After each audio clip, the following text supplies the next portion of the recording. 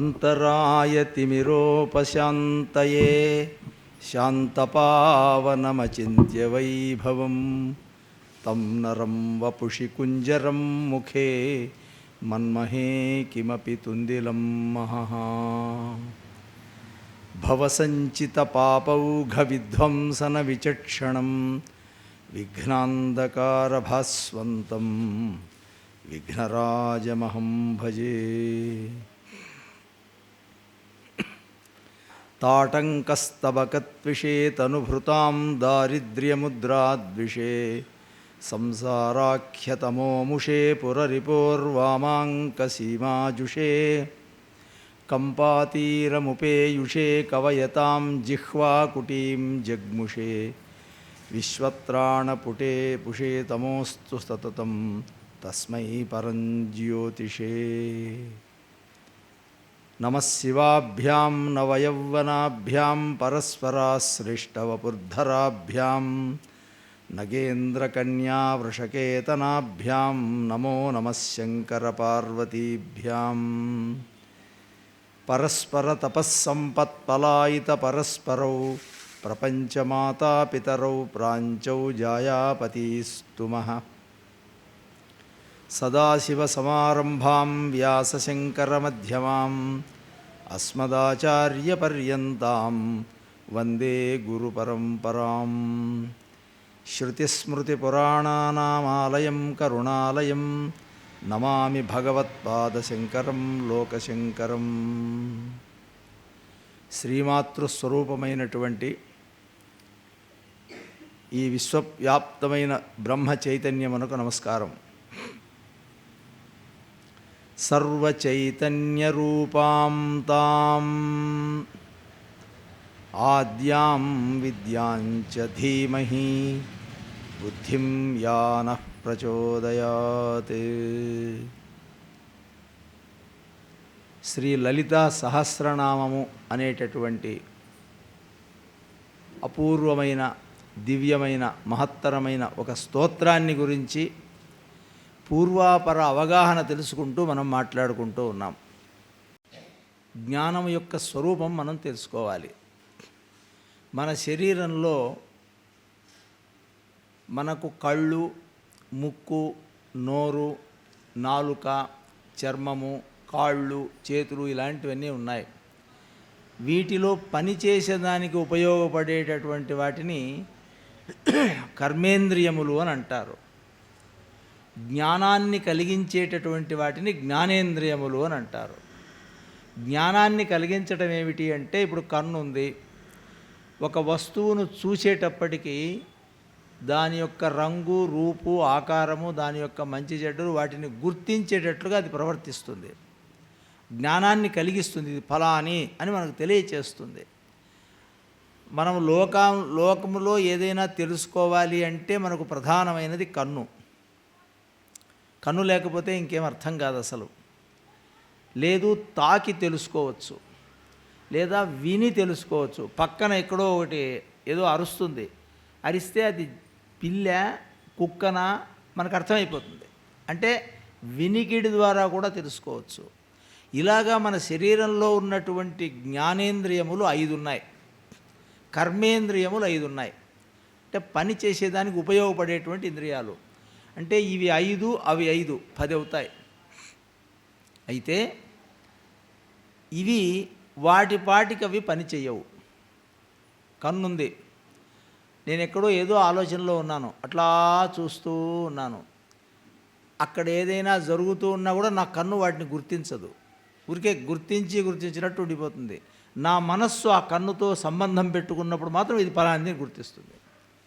అంటే ఇంద్రియములన్నింటికి పనిచేసే శక్తిని అవి పని చేయగలిగేది మనస్సుతో సంబంధం ఉన్నప్పుడే. కాబట్టి జ్ఞానేంద్రియముల ద్వారా కొన్ని తెలుసుకుంటాము, మనస్సుతో తెలుసుకుంటాం. మనస్సుతో ఊహ చేస్తాం. ఏదో వాసన వస్తుంది, ఏమండి ఏదో తిరగమూత పెట్టినట్టున్నారండి, అదేదో అని మనం ఫలానిది అని చెప్పేస్తాం. అది మిరపకాయ బజ్జీలు చేస్తున్నారా, లేకపోతే ఘాటుగా మిరపకాయలు తిరగమాత పెడుతున్నారా మనకు అర్థమైపోతుంది. అంటే మన మనస్సుతో ఊహించవచ్చు. ఎక్కడో పొగ కనిపిస్తుంది, ఈ పొగ ఉందంటే అక్కడ అగ్గి ఉంటుంది అర్థం. అగ్గి లేని ఇంక పొగ రాదు కదా, కాబట్టి ఆ అగ్ని ఉంటుంది అని తెలిసిపోతుంది. అయితే మన అమ్మ కడుపు నుంచి మనం బయటకు వచ్చినప్పటి నుంచి మనకు ఈ లోకంతో సంబంధం ఏర్పడిన తర్వాత ఈ లోకాన్ని చూస్తూనే ఉన్నాం. మనల్ని మనము చూస్తున్నాము, ఈ లోకాన్ని చూస్తున్నాం. ఇవన్నింటినీ చూసేటటువంటి సందర్భంలో మనకు మన మనస్సుకు కూడా అందనటువంటిది ఒకటి ఉన్నది అని చెప్తున్నారు. ఎట్లా చెప్తున్నారండి అంటే, చూడండి, ఏదైనా పని చేయాలంటే ఆ పని చేయటానికి ఒక శక్తి కావాలి కదా. కన్ను ముక్కు నోరు మొదలైనటువంటి పని చేయటానికి శక్తి కావాలన్నారు. మరి మనస్సు పని చేయటానికి దానికి కూడా ఒక శక్తి కావాలి కదా. అది ఎక్కడి నుంచి వస్తుంది? కుళాయిలో నీళ్ళు వస్తున్నాయి, ఎక్కడి నుంచి వస్తున్నాయి? అయ్యా ఓవర్ హెడ్ ట్యాంక్ నుంచి వస్తున్నాయి. అక్కడికిక్కడ ఎక్కడి నుంచి వచ్చాయి? మేము కుళాయి వచ్చినప్పుడు నుంచి పైన వేసుకున్నామండి. కుళాయిలో అక్కడి దగ్గర దానికి ఎక్కడ వచ్చినాయి? అది ఎక్కడో పైపు వదిలారండి వాళ్ళు, అక్కడికి ఎక్కడి నుంచి వచ్చాయి? ఇట్లా వెనక్కి వెళ్ళామనుకోండి, మనం అందరినీ ఊహిస్తే చివరికి అది వర్షాధారం ద్వారా వచ్చింది, సముద్రాల్లో వచ్చింది, నదుల్లో వచ్చింది, తద్వారా మనం తీసుకుంటాం, తెలుసుకుంటున్నాం. కాబట్టి మనము ఊహ చేసి తెలుసుకోవచ్చు. కానీ ఊహకు కూడా అందనటువంటిది ఒకటి ఉన్నది. అది ఏమిటి అంటే, ఈ సమస్త జగత్తును మాత్రమే కాకుండా, అంటే కదలని వస్తువులు ఉన్నాయి, కదలని వస్తువులను మాత్రమే, కొండ ఉన్నది, పెద్ద పెద్ద కొండలు ఉన్నాయి, హిమాలయ పర్వతాలు ఉన్నాయి, సముద్రం ఉన్నది, నదులు ఉన్నాయి, మేఘాలు ఉన్నాయి, వర్షిస్తున్నాయి. ఇవన్నీ పని చేయడానికి ఏదో ఒక శక్తి కావాలి కదా. అది ఎక్కడుంది? అది ఎట్లా తెలుసుకోవాలి? అది తెలుసుకోవటానికి మన బుర్ర చాలదు, మన మనస్సు శక్తి లేదు వాటికి. కాబట్టి ప్రత్యక్షంతో కానీ ఊహలు చేసి కానీ ఏ మహాశక్తిని స్వరూపాన్ని మనం తెలుసుకోలేమో దానిని చెప్పటానికి శాస్త్రం పనికొస్తుంది. శాస్త్రం చెప్తుంది. ఎందుకంటే దాన్నే వేదము అని అన్నారు. అంటే ప్రత్యక్షంతో కానీ అనుమానంతో కానీ ఏ విధంగా కానీ తెలుసుకోలేనటువంటి ఆ సృష్టికి మూలమైనటువంటి ఆ దివ్య తత్వం అనేది ఒకటి ఉండి తీరాలి. అది ఉండకపోతే సృష్టి లేదు అసలు. ఇవన్నీ ఇలాగ ఫిక్స్ కావు, దానిపాటికి అవి రొటేషన్గా అన్నీ జరుగుతూ ఉండవు. వీటికి మూలమేమిటి అంటే, అది తెలుసుకోవడానికి శాస్త్రము అనే పేరు చెప్పబడేటటువంటి వేదం పనికొచ్చింది. ఆ వేదాన్ని అధ్యయనం చేయడానికి బయలుదేరితే ఏమవుతుంది మనకు? ఆ వేదం ఎలా వచ్చింది అది వేరే విషయం, ఇప్పుడు అది ప్రస్తావన అవసరం లేదు. ఆ వేదమును చదవడానికి వెళ్తే ఏమవుతుందంటే, వేదంలో ఒక్కొక్క అక్షరాన్ని ఆ ఆ ఆ 3 రకాలుగా పలకవచ్చు. అంటే గొంతులోనే కిందికి పలికినట్లయితే అనుదాత్తం అంటారు, పైకి ఆ ఆ ఆ ఆ అంటాం, ఊరికే ఆ అంటాం. మధ్య రకంగా వ్రాయండి. వీటిని స్వరములు ఉన్నాయి. ఆ స్వరముల మీద ఆధారపడి ఉంటుంది వేదములో ఉండేటటువంటి అక్షరముల మంత్రముల యొక్క ధ్వని. దాన్ని గురుముఖత బాగా అధ్యయనం చేసి తెలుసుకొని సాధనం చేసేటటువంటి వాళ్ళకే వాటి పట్టుతాయి. అట్లా పట్టకుండా పుస్తకాలు చూచో వేరే రకంగానో మనం వాటిని కనుక తెలుసుకున్నట్టయితే అవి మనకు అనుకూలమైన ఫలితం కాకుండా వ్యతిరేకమైన ఫలితాన్ని ఇస్తాయి. అందువల్ల జనసామాన్యానికి వేదములు అంత దగ్గర కాకుండా అది బాగా శ్రద్ధ కలిగిన వాళ్ళు, జన్మను దానికి అంకితం చేసిన వాళ్ళు, జీవితాంతం దానితో సాధన చేసేటటువంటి మహానుభావుల చేతిలో ఉండిపోతుంది అది. మిగిలినటువంటి వాళ్లకు అది 100కి 90% మంది సామాన్యులే ఉంటారు కదా. అందుకని వేదవ్యాస మహర్షుల వారు ఏం చేశారంటే, వేదము యొక్క పరమ ప్రయోజనాన్ని, తత్వాన్ని అందరికీ పంచాలి, అందరికీ అందుబాటులోకి తేవాలి అనే ఉద్దేశంతో ఆయన 18 పురాణాలు రచించారు. ఆ 18 పురాణాల్లోనూ బ్రహ్మాండ పురాణం అని ఒకటి ఉన్నది. ఆ బ్రహ్మాండ పురాణంలో ఈ లలితా రహస్యనామ స్తోత్రం యొక్క ప్రస్తావన వస్తున్నది. బ్రహ్మాండ పురాణం అంటే ఏమిటండి అంటే, బ్రహ్మ అంటే సృష్టికి మూలమైనటువంటి 4 ముఖములు కలిగినటువంటి బ్రహ్మదేవుడు బ్రహ్మ. ఆ బ్రహ్మ మొట్టమొదట అండమేవ ససర్జాదవు అని మొదట ఒక అండాన్ని, అండం అంటే రౌండ్గా గుండుగా ఉండేటటువంటి సృష్టించాడు. అది మళ్ళీ విభాగమైంది, ఊర్ధ్వలోకాలు అధోలోకాలుగా విభాగమైంది. దాంట్లో నుంచి కావలసినటువంటి సృష్టి జాతాన్నంతా ఇంకా బ్రహ్మదేవుడు తన యొక్క దివ్య శక్తితో ఆయనంతా కూడా ఇదంతా సృష్టి చేయడం ప్రారంభించాడు అని చెప్తున్నారు. అయితే ఇప్పుడు మనం భూమండలం మీద ఉన్నాం. భూమండలం మీద ఉన్నటువంటి మనకు ఒక వెలుగు వస్తున్నది. ప్రపంచమంతా వెలుగులో సంబంధించింది. చూడండి, కాంతి లేకపోతే, వెలుగు లేకపోతే, అందుకే మనం కూడా దీపారాధన చేశాం. దీపజ్వలనంతో ప్రారంభమవుతుంది ప్రతిదీ మన భారతీయులకు. అంతే, భారతీయులు అంటేనే భా అంటే తేజస్సు అని అర్థం. దాని మీద రతి ఆసక్తి కలిగిన వాళ్ళు భారతీయులు. మన భారతీయ మహర్షులంతా ఏం చేశారంటే, ఈ దివ్య శక్తి అనేటటువంటి సూర్యుడు అంతగా మండుతూ అంత శక్తిస్తున్నాడే, కాంతిస్తున్నాడే, ఇది ఎక్కడిది, నక్షత్రాలకు ఎక్కడిది అని వాళ్ళు పరిశోధన చేసేటప్పటికీ ఆ కాంతి ఇప్పుడు ఈనాడు సైన్స్ విజ్ఞానం బాగా అభివృద్ధి చెందింది. వీళ్ళు ఒక లెక్క కట్టారండి. ఒక కిరణం వేగంగా ప్రయాణిస్తే, ఇప్పుడు మనం కంటి చూస్తాం, ఇట్లా చూస్తే మన చూపు వెంటనే అక్కడికి వెళ్తుంది, వేగం. మరి ఇక్కడి నుంచి అక్కడికి వెళ్ళాలంటే ఒక వేగం కావాలి. ఆ వేగంలో అన్నింటికంటే గొప్ప వేగం ఏది అని ఆలోచన చేస్తే కాంతి అన్నారు. మనస్సు ఉంది, మనోవేగం అని ఒకటి ఉన్నది. మనస్సు అంతకంటే వేగంగా వెళుతుంది. ఇప్పుడు మనం చంద్రమండలాన్ని గురించి అనుకో, టక్కని చంద్రమండలం మన మనసులోకి వచ్చేస్తుంది. అంత వేగంగా వెళుతుంది మన మనస్సు. మనం ఇక్కడ కూర్చొని మన ఇంట్లో ఆ గూట్లో అనేటప్పుడు మన ఇల్లు గూడు మనకు జ్ఞానానికి వస్తుంది. అంటే అంత వేగం వెళుతుంది మనస్సు. కానీ మనస్సు వేగము అనేటటువంటిది కనిపించేది కాదు, కానీ కాంతి కనిపిస్తుంది. ఈ కాంతి ఒక చోట నుంచి ఇంకో చోట కిరణం లైట్లు వేస్తాం, వేసిన వెంటనే అది బయలుదేరేటటువంటి చోట నుంచి మన దగ్గర ఎంత వేగంగా పోతుంది అంటే ఒక లెక్క కట్టారు. ఒక సెకండ్ అంటే ఊరికే అట్లా అంటుంది ముళ్ళు. మీరు గడియారంలో చూసినప్పుడు ఊరికే సెకండ్ అంటే ఒక అట్లా అంటుంది. అది 60 సార్లు అట్లా అన్నప్పుడే ఒక నిమిషం అవుతుంది. అది లెక్క మనకు. ఊరికే అట్లా ఆ సెకండ్ సమయం లోపల 186,000 కిలోమీటర్ల దూరం వెళ్తుందట అది. ఈ పాయింట్ చాలా జాగ్రత్తగా గుర్తుపెట్టుకోవాలి. 186,000 కిలోమీటర్ల దూరం స్పీడ్ సెకన్కు పోతూ ఉంటే, ఆ సెకన్ను నిమిషాలు చేసి, నిమిషాలని గంటలు చేసి, గంటల్ని రోజులు చేసి, రోజులను నెలలు చేసి, నెలల్ని సంవత్సరం చేశారు వాళ్ళు. ఆ లెక్కతో కట్టుకుంటూ పోతే మన ఊహకు అందదు కదమ్మా ఎంత స్పీడ్. ఇంకా సెకన్కే 186,000 కిలోమీటర్లు అంటే సంవత్సరానికి, కాంతి సంవత్సరానికి, మన సంవత్సరం కాదు, ఆ కాంతితో సంవత్సరానికి ఎంత దూరం వెళ్ళాలి, అంత దూరం వెళ్తుంది అది కాంతి స్పీడు. అంత స్పీడుగా ఒక చిన్న తమాషా చెప్తాను. తమాషా కాదు, విశేషం. సూర్యుడి దగ్గర నుంచి ఒక కిరణం స్టార్ట్ అయి మన భూమండలం మీద పడడానికి 8 నిమిషాలు పడుతుంది.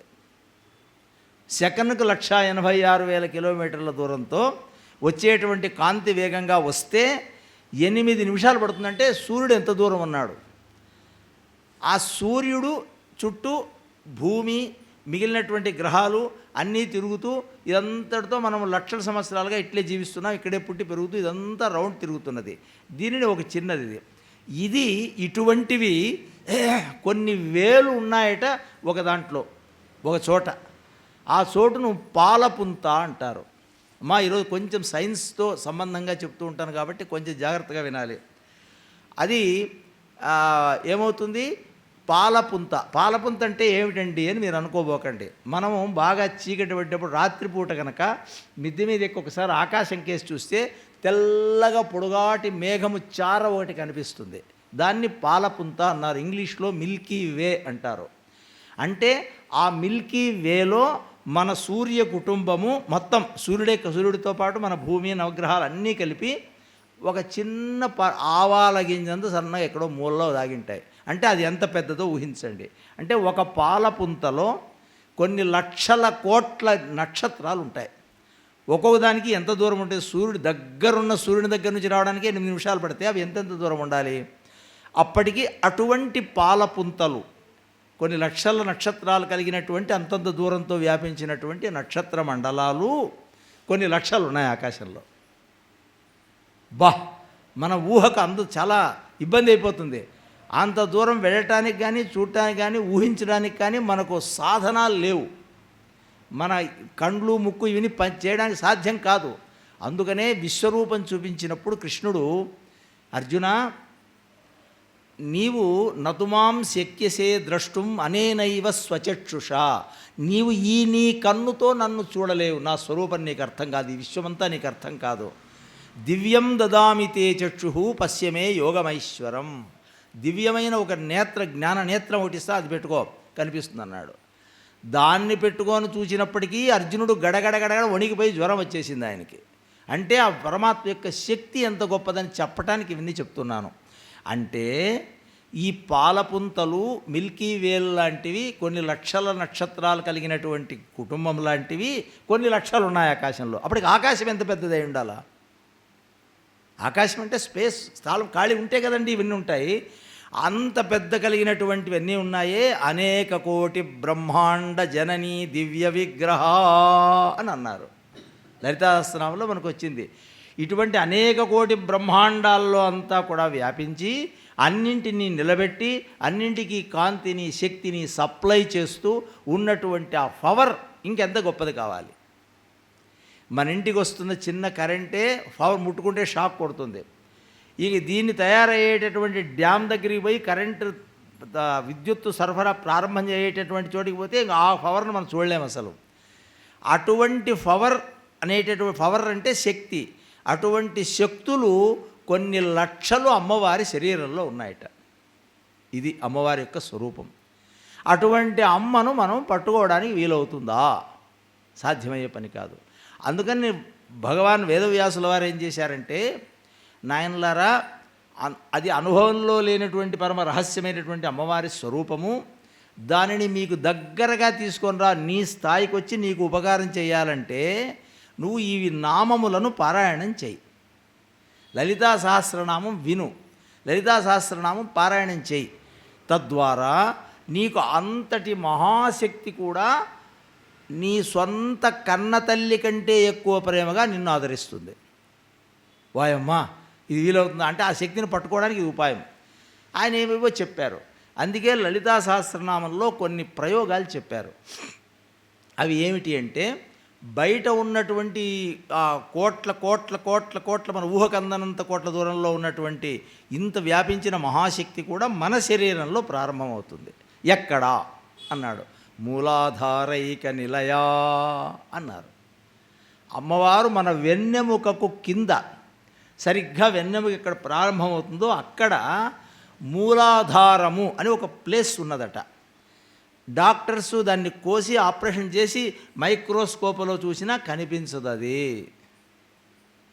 అది. అణువుతో అణుబాంబులు చేస్తున్నారు. ఆ అణువును పట్టుకోవడం వీలవుతుందా? దాన్ని విచ్ఛేదం చేస్తారు. ఒక అణువును పగలగొడితే అది ఇంకోటి పగలగొడి అది బాంబుగా వస్తుంది అని చెప్తున్నాం. మరి అట్లాంటప్పుడు అది కంటికి కనిపించలేదే అని మనం అనడానికి వీలు లేదు. ఆ శక్తి అట్లా ఉంటుంది. కనుక మూలాధారంలో ఆమె ఒక పాము రూపంలో ఉంటుందట. అది మహర్షులు దర్శించారు. ఆ పాము ఎలా ఉంటుందంటే అది ఉంట చుట్టుకో ఉంటుంది. ఒక రింగు, ఆడవాళ్ళు చెవికి వేసుకునే రింగులాగా ఉంటుంది. నోరు, తోక నోట్లో పెట్టుకుని దుఃఖపడుతూ రౌండ్ కొట్టి ఉంటుంది. ఇది ప్రతి జీవిలోనూ ఉంటుంది, ఇది ప్రతి ప్రాణిలోనూ. వీళ్ళు ఏం చేస్తారంటే, ఊపిరి పీల్చడం తీయడం అనేటటువంటి చోట జరిగేటటువంటి దాంట్లో కుడి ముక్కులో నుంచి గాలిపోతుంది, ఎడమ ముక్కు నుంచి గాలిపోతుంది. ఈ పొయ్యేటటువంటి దాంట్లో వచ్చేది కానీ పొయ్యేది కానీ హెచ్చు తగ్గులుగా ఉంటుంది, బ్యాలెన్స్ ఉండదు. ఊపిరి బిగ్గట్టినా కూడా ఎక్కువసేపు బిగ్గట్టలేం మనం. మహర్షులు దానికి ఒక టెక్నిక్ చెప్పారు. దాన్నే ప్రాణ ఆయామము. ప్రాణమును, ఊపిరే కదా మనకు ప్రాణం, ఆక్సిజన్ వస్తూ ఉంటుంది. ఆ ప్రాణాన్ని కంట్రోల్ చేస్తారు. ఎలా చేస్తారంటే దానికి ఒక సాధన చెప్తారు. అప్పుడు మనకు ఎడం వైపున ఒక నాడి, కుడివైపున ఒక నాడి, మధ్యలో ఒక నాడి ఉంటుందట. అవి ఇక్కడ వెన్నెముక ప్రారంభంలో స్టార్ట్ అవుతాయి. వాటిని ఇళ, పింగళ, సుషుమ్న అని 3 నాడులు చెప్తారు. మనము ఈ లోకంతో వ్యవహారం చేస్తున్నంత వరకు మనకు అర్థం కావు. నా ఇల్లు, నా వాకిలి, నా సంసారం, నాది, అది, ఇది, వీటితో ఉన్నంత వరకు మనకేమీ అర్థం కావు. అవి సాధనం చేయాలి. ఎలా చేయాలి? గురువుగారి యొక్క ఉపదేశంతో దాన్ని కూర్చొని కాసేపు అన్ని విషయాలు పక్కన పడవేసి మనల్ని మనం చూడడం ప్రారంభించాలి. కళ్ళు మూసుకొని ప్రాణాలు కడగట్టి మనస్సును, చంచలమైన మనస్సును ప్రాణాన్ని రెండింటినీ కలిపి ఒకచోట పెట్టి, పిల్లోళ్ళు ఆడుకునేటప్పుడు భూతద్దం తెచ్చింటారు. ఆ భూతద్దాన్ని ఒక పేపర్ పెడతారు. సూర్యుని దగ్గర ఇట్లా పెడితే అది కిరణం పడుతుంది. దాన్ని ఇట్లా ఇట్లా పెట్టి వాడు ఒక చోట ఇట్లే పెడతాడు. ఆ భూతద్దము అన్ని కిరణములను గ్రహించి ఒక కిరణంగా మార్చి పేపర్ మీద వేసేటప్పుడు పేపర్ అంటుకుంటుంది. ఇది మనకు తెలిసిన విషయమే. అట్లాగే ఆ ఏకాగ్రతతో ఒకే దాని మీద, ఏకాగ్రత అంటే ఒకే దాని మీద నిలబడుతుంది. నిలబడేటప్పుడు అవుతుంది. అయితే ఈ సందర్భంలో మనకు పెద్ద ఆటంకం అనేటటువంటిది మన మనస్సు. దాన్నే చిత్తము అంటారు. ఈ చిత్తము అనేటటువంటిది, మనస్సు అనేది ఒకటి, బుద్ధి అనేది ఒకటి, అహంకారం అనేది ఒకటి, 4 రకాలుగా ఇది విభాగం అవుతుంది. ఒకే వస్తువే. ఇంట్లో కూర్చున్నప్పుడు నాన్న, ఆయనపై ఉద్యోగంలో కూర్చున్నప్పుడు సార్, ఆయన బయట రాజకీయ నాయకుడిగా తిరిగేటప్పుడు ఇంకో రకం, గుళ్ళో పూజ చేసేటప్పుడు స్వామి. తేడాలు ఉన్నాయిగా. అట్లా ఒక మనస్సే. చిత్తము అంటే మాటి మాటికి ఒకదాని మీద నిలబడకుండా అటు ఇటు ఎక్కడెక్కడ విరిసి వెళ్ళిపోతూ ఉండేదాన్ని చిత్తం అంటారు. అదే అవును కాదు, అవును కాదు అని డౌట్స్, డైలమాలో తిరిగే, సందేహాస్పదంగా సంచరించేటప్పుడు దాన్ని మనస్సు అంటారు. అదే స్థిరంగా నిలబడి ఇది వస్తువే, ఇది పెన్నే, ఇది పుస్తకమే, ఇది సూర్యుడే, ఇది వెలుగే అని లోకానికి గుర్తించి నిశ్చయాత్మకమైనటువంటి దాన్ని బుద్ధి అంటారు. అది అన్నిటికంటే మంచిది. అది అందుకే బుద్ధి లేదా, బుద్ధిమంతుడు గారా అని చెప్తుంటారు మనము. అంటే బుద్ధి కంట్రోల్ ఉంటే అన్నీ జరుగుతాయి అన్నమాట. అయితే ఇంకొకటి ఉన్నది. అదేమిటంటే, మనము చిన్నప్పుడు పుట్టినప్పటి నుంచి నేను నేను నేను అని ఒక భావన మన మనస్సులో మెదులుతూ ఉంటుంది. అది పడుకున్నా, నిద్ర లేచినా, ఆలోచించినా నేను నేను నేను అనేది మాత్రం విడిచిపెట్టదు. మీరు బాగా గమనించండి. నేనున్నాను, నేను వింటున్నా, నేను చూస్తున్నా, నేను మాట్లాడుతున్నా, నేను సంపాదించా, నేను నేను అనే భావన, దాన్ని అహంకారం అంటారు. అహం అంటే సంస్కృతంలో నేను అని అర్థం. కారం అంటే నేను చేస్తున్నా అని దాని మీద దృష్టి పెడుతుంది.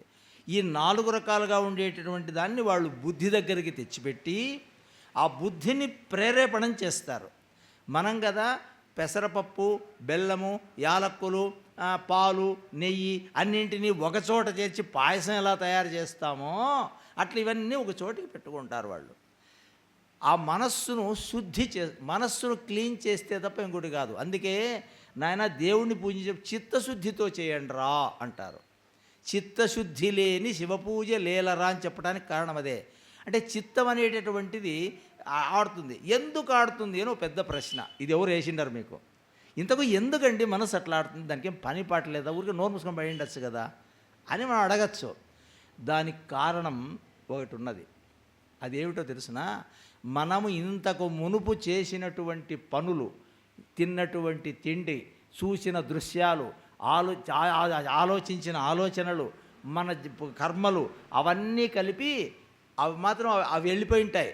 ఎప్పుడో నేను ఎవరినో కొట్టినాను, ఎవరినో తిట్టినాను, బాధ పెట్టినాను, అది వెళ్ళిపోయి ఉంటుంది. ఆ సంఘటన వాడు వెళ్ళిపోయి, నేను వెళ్ళిపోయి, వాడు చచ్చిపోయి ఉంటాడు, అన్నీ పోయి ఉంటాయి. కానీ వాడిని అన్నటువంటిది మాత్రం పాప రూపంతో, వాసనా రూపంతో దీన్ని తగులుకుంటుంది. అవి ఏం చేస్తాయంటే మనల్ని పైకి ఎగరనివి పట్టుకొని లాగేస్తుంటాయి. అది పాపమే కారణం. మనస్సు చంచలానికి కారణం పాపం. ఆ పాపం ఎలా పోవాలి? పాపం పోవడానికి ఒకటే మార్గం, శృణు పాప భయాపహం అని శాస్త్రం చెప్పింది. నాయన, పాపము అనేటువంటి దాన్ని పోవడానికి భగవన్నామస్మరణం. అది నువ్వు అమ్మవారిగా భావిస్తావా, రాముడా, కృష్ణుడా, ఆంజనేయుడా, వెంకటేశ్వర స్వామి, నీ ఇష్టం.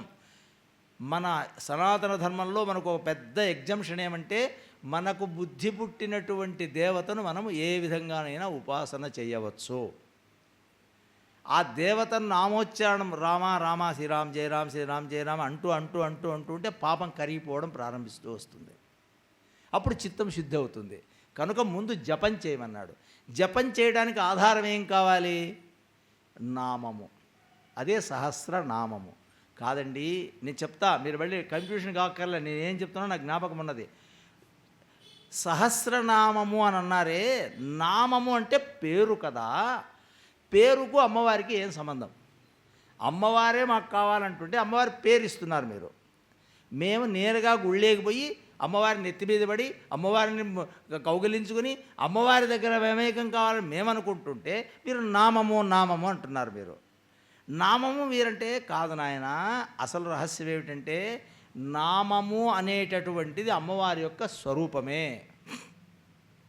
ఇప్పుడు విగ్రహాన్ని అంతలో విగ్రహాన్ని పట్టుకోలేం కదా, కానీ లోపల దుర్గాయై నమః అంటూ అన్నామనుకోండి, ఆ అక్షరూపంతో ఆ శక్తి ఇక్కడికి మనకు సప్లై అయిపోతుంది.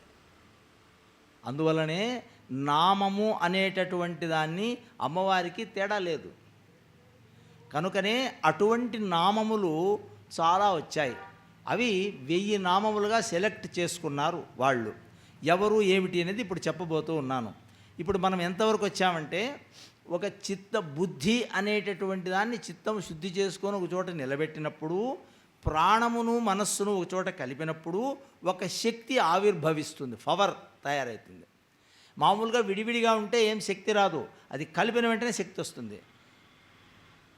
కాలేజీల్లో ల్యాబొరేటరీల్లో వీళ్ళు పరిశోధన చేస్తుంటారు, అమ్మాయిలు ప్రాక్టికల్స్ అని. వాళ్ళు ఏం చేస్తారంటే, ఈ ద్రావణము ఆ ద్రావకంలో పోయిన బగ్గని పొగొస్తుంది. ఇది అది కలపకుండా ఉంటే ఏం కాదు, కలిపితే వచ్చేస్తుంది. అట్లా ఒక శక్తి వస్తుంది. ఆ వచ్చినటువంటి సందర్భంలో అయితే ఆ బుద్ధిని ప్రేరేపణ, అందుకే నేను నిన్న మంత్రం చెప్పాను మీకు, సర్వ చైతన్య రూపాం తాం ఆద్యాం విద్యాంచ ధీమహి బుద్ధిం యానః ప్రచోదయాత్. మా బుద్ధిని ఆ శక్తి ప్రేరేపణం చేయాలి, సరి అయిన మార్గంలో పెడుతుంది అది. అప్పటికి ఏమవుతుందంటే, మూలాధారం దగ్గరికి వెళ్తారు. వెళ్ళినప్పుడు అక్కడ పాము రూపంలో కుండలిని, అంటే కుండలం రౌండ్గా ఉంటుంది కాబట్టి కుండలిని అనే పేరు కలిగిన ఆ శక్తి నిద్ర మేల్కొంటుంది. నోట్లో నుంచి తోక తీసేస్తుంది. అది విడివడి చక్కగా తయారవుతుంది. చక్కగా తయారైన పాము యొక్క లక్షణం ఏమిటి? ప్రాకుతూ వెళ్ళడం. అదే సుబ్రహ్మణ్య తత్వం కూడా అదే, తెలుసుకోండి. దేవతల తత్వాలన్నీ అక్కడ వస్తాయి మనకు. అక్కడి నుంచి ప్రారంభమై కొంచెం పోతే మూలాధారైక నిలయ బ్రహ్మగ్రంథి వెంటనే బ్రహ్మగ్రంథి పట్టుకుంటుంది. గ్రంథి అంటే ఏమో తెలుసుకోవాలి. గ్రంథి అంటే ఇప్పుడు మీరు పూలు కడుతూ ఉంటారు, లేదా అక్కడ ఏదో తోరణం కట్టాలి, ఆ దారము ముడి పడుతుంది, గంటు పడుతుంది. ఆ గంట వెంట మీకు అది తీసేంక రాదు, గంటు గట్టిగా ఉంటుంది. ఆ గంటు తీసేస్తేనే మీకు సాఫ్ సీదాగా వచ్చేది. కాబట్టి ఆ గంట అనేది ఏది అడ్డుపడుతుందో దాన్ని బ్రహ్మగ్రంథి అన్నారు అక్కడ. ఆ గ్రంథి విమోచనం కావాలి. భిద్యతే హృదయ గ్రంథి ఛిద్యంతే సర్వసంశయా తస్మిన్ దృష్టే పరావరే అని ఉపనిషత్తులో వేదంలో చెప్పబడింది. ఆ గ్రంథి భేదనం కావాలి. అందుకనే బ్రహ్మగ్రంథి విభేదిని. ఆ ముడి విప్పడానికి మన చేత కాదు, ఎందుకంటే మనం చేసుకున్న అనేక లక్షల జన్మలు, కోడి ఎన్నెత్తేమో జన్మలు తెలియదు. అప్పుడు చేసిన పాపపుణ్యాలు, ఆ వ్యవహారాలు అన్నీ కలిపి ఒక గంటు పడి ఉంటాయి. వాకిలి బిర్రగా పెద్ద టేకు వాకిని లేచి గడి పెట్టి బీగం వేసింటారు. అది విడదీస్తే తప్ప ముందుకు ప్రయాణం సాగదు. అది చేయడానికి అమ్మవారు ప్రేమతో మనకు ఇస్తుంది. అది బ్రహ్మగ్రంథి. అది ఇప్పుకుని కాస్త పైకి వెళ్ళేటప్పటికి ఏమవుతుంది, ఇంకొక చోటకి చేరుకుంటుంది. ఇది అక్కడ మళ్ళీ ఇంకొక గ్రంథి వస్తుంది, విష్ణు గ్రంథి. ఆ పైకి పోతే మళ్ళీ రుద్ర గ్రంథి వస్తుంది. ఎప్పుడైతే ఈ గ్రంథులు విడివడి సాప్సీదాగా ప్రయాణం వస్తుందో, ఈ కుండలిని శక్తి నేరుగా ఈ వెన్నెముక ద్వారా, వెన్నెముకంటే రక్తమాంసములతో ఎముకలతో కూడినది అని భావించకూడదు మీరు. శక్తి అది ఊరికే ప్రయాణిస్తూ ఊర్ధ్వముఖంగా పైకి ముఖం పెట్టుకొని ప్రయాణిస్తూ వస్తుంది. వచ్చి ఈ ఆజ్ఞాచక్రం దగ్గరికి వచ్చేటప్పటికే గొప్ప సిద్ధులు ఏర్పడతాయి. అంటే ఎవడు ముఖం చూస్తే వాడు భవిష్యత్తు అంతా చెప్పవచ్చు. ఏదంటే అది జరుగుతుంది ఎట్లాగా. ఎందుకంటే అప్పటికే పవర్ పెరిగిపోయి బాగా కడ్డీ స్టవ్ దగ్గర పెడితే రొంచేపటికి బాగా ఎర్రగా కాలినట్టు పవర్ వచ్చేస్తుంటుంది దానికి. అక్కడి నుంచి పోతే అసలైనది సహస్రారాంబుజారూఢ అక్కడికి పోతుంది. అక్కడ ఏమవుతుందంటే దాన్ని తాకేటప్పుడు ఇది పోయి అక్కడ తాకేటప్పటికి అది ఇది ఒకటైపోయి ఒక ఆనందమయమైనటువంటి దివ్యానందం, బ్రహ్మానందం, ఆత్మానందం అనే పేర్లతో, భగవద్ అనుభవం అనే పేర్లతో చెప్తారు. అక్కడ సుధా సారాభివర్షిణి, అమృతత్వం వర్షణంగా కురుస్తుంది. అందువల్ల వాళ్ళకి ఇంకా చచ్చేది, పుట్టేది, ఇన్నేళ్ళు బతికేది, ఇట్లుండేది, రోగాలు ఏటివి ఉండవు ఇంకా వాళ్ళకు. వాళ్ళు అమ్మ యొక్క స్వరూపంగా మారుతారు. అయితే ఇప్పుడు సులభంగా మాటల్లో నేను చెప్పాను, కానీ దీన్ని అభ్యాస రూపకంగా చేయాలంటే మాత్రము అంత సులభమైనది కాదు. అనేక జన్మ సంసిద్ధ, అనేక జన్మల్లో సాధనం చేయవలసిన విషయం చిన్న ముక్కలో చెప్పాను మీకు అంతే. కనుక ఆ విశ్వాన్నంతా వ్యాపించినటువంటి ఆ దివ్యశక్తి, విశ్వాన్నంతా నడిపిస్తున్నటువంటి ఆ మహత్తర శక్తి ఏది ఉన్నదో అది లలిత. దాని పేరు లలిత. లలిత అని ఎందుకన్నారండి అంటే సర్వాన్ లోకాన్ అతీత్య లలతే. సృష్టి స్థితి లయములు కానీ, లోకములు కానీ, పదార్థములు కానీ అన్నింటిపైకి దాటి అన్నింటిపైన ఆధిపత్యం వహించి రాజసింహాసన స్థితిలో కూర్చున్నట్టు చిదగ్నికుండ సంభూత అని చెప్పారు కదా అక్కడండి. ఆ చిదగ్ని స్వరూపంతో వెలుగుతూ ఉంటుంది ఆ తల్లి. ఇది రహస్యం. ఇది అందరికీ అనుభవంలోకి రావడం లేదు కాబట్టి మన వాళ్ళు ఏం చెప్పారంటే నాయన ఇది రహస్య నామములు అన్నారు. Thanks for watching. Please comment, like, share and subscribe our channel.